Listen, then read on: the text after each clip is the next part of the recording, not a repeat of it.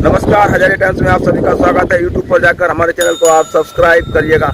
आइए डालते हैं आज की क्या है खास खबरें। नमस्कार, हम दारुल सपा के नए विधायक भवन में मौजूद हैं और लखनऊ में हैं और हमारे बीच मौजूद है सदर विधायक राम रतन कुशवाहा और उनसे हम सीधे सीधे मिलना चाहेंगे और उनसे ललितपुर में हुए विकास कार्य पर चर्चा होगी।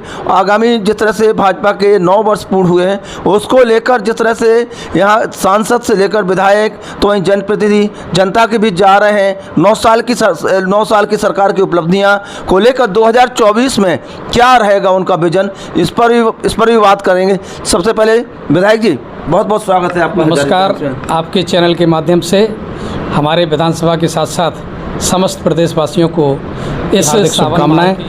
भगवान हजारिया हम सब पर कृपा बरसाएं, सब स्वस्थ रहें और सब लोग संपन्न रहें, ऐसी कामना करते हुए आपसे बात करने का जो अवसर आपने दिया है, बहुत उसके लिए आपको हृदय से धन्यवाद।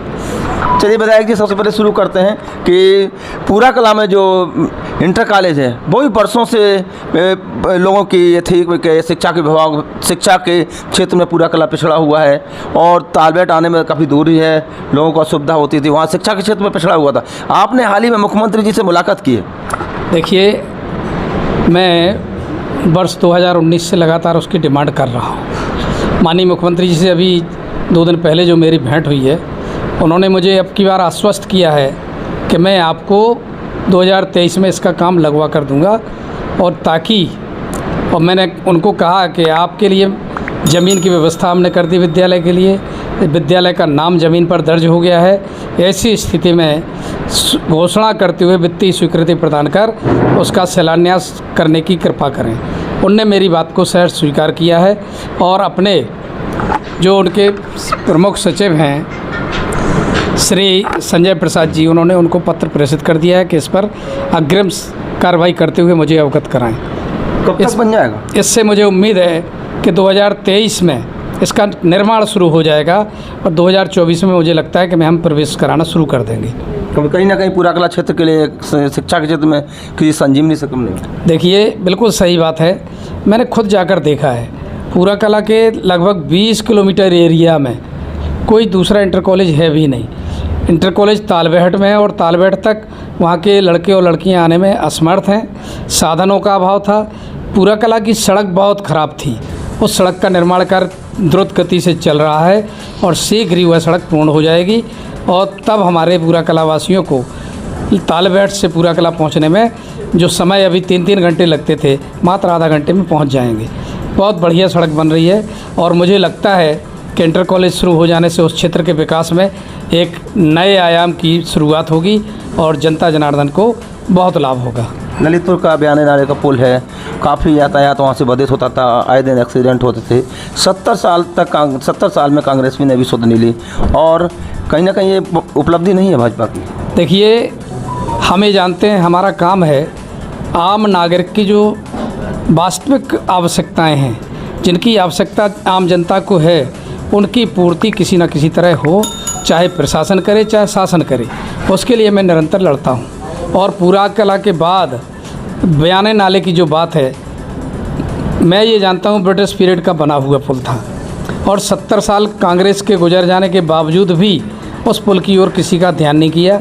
मैंने लगातार माननीय मुख्यमंत्री जी से अनुरोध करके, PWD मिनिस्टर से बात करके उस पुल को, जो आज मूर्त रूप में आपके सामने बनकर तैयार हो गया है और आम जनता का जो आवागमन का परेशानी होती थी, वो परेशानी सुलभ हुई है और लोगों ने उस पुल के लिए मुझे भी धन्यवाद ज्ञापित किया है।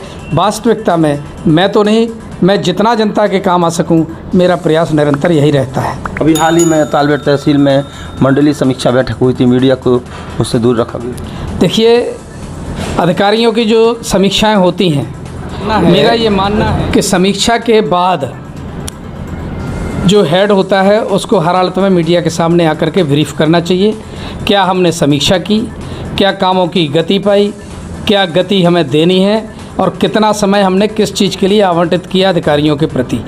निश्चित रूप से ये ब्रीफिंग होना चाहिए थी और जब भी इस तरह की समीक्षाएं हमारे शासन प्रशासन के लोग करें, मैं उनसे आपके चैनल के माध्यम से कहना चाहता हूं कि वो भविष्य में लास्ट में मीडिया को बुलाकर हर हालत में ब्रीफिंग करें, ताकि आम जनमानस के बीच मीडिया अपने ढंग से अपनी बात, जनता की बात आपके सामने ला सके और आपकी बात को जनता हमारे देश के जो प्रधानमंत्री हैं नरेंद्र मोदी जी, चाहे हमारे प्रदेश के मुखिया योगी आदित्यनाथ की, कहते हैं कि रिश्वत बिल्कुल जीरो टॉलरेंस ये काम कर रही है और कहीं ना कहीं इसकी शिकायतें मिल रही हैं। देखिए, सरकार का लक्ष्य है जीरो टॉलरेंस का।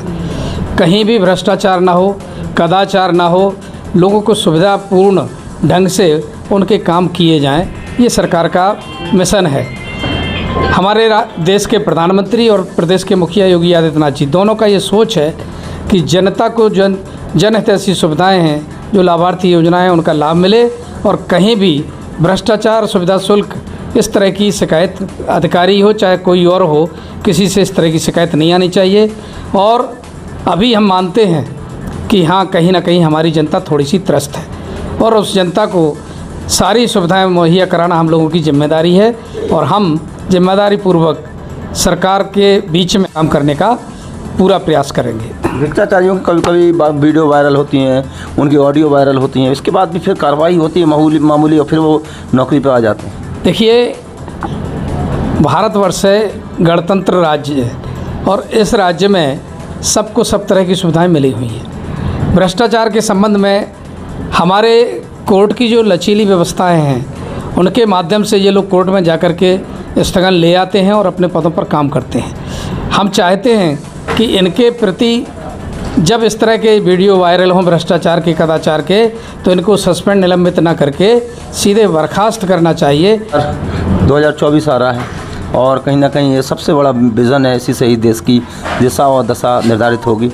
और 9 वर्ष की उपलब्धियों को लेकर आप जा रहे हैं, कैसा हो रहा है? देखिए, हमारे देश के यशस्वी प्रधानमंत्री नरेंद्र मोदी जी के 9 वर्ष का जो कार्यकाल है, हम कह सकते हैं बहुत ही अच्छा कार्यकाल। जो हमने सोचा था उससे बढ़कर कहीं इस समय में देश में काम हुए हैं।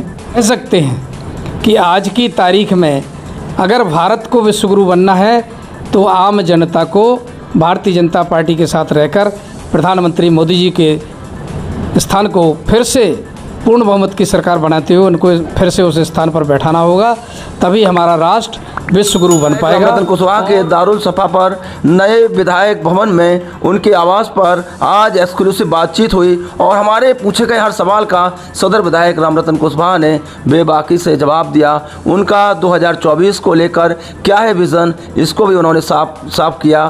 फिलहाल अगली बार फिर मिलते हैं नई शख्सियत के साथ, तब तक अपना बहुत बेहतरीन से ख्याल रखिएगा। जय हिंद। जय हिंद।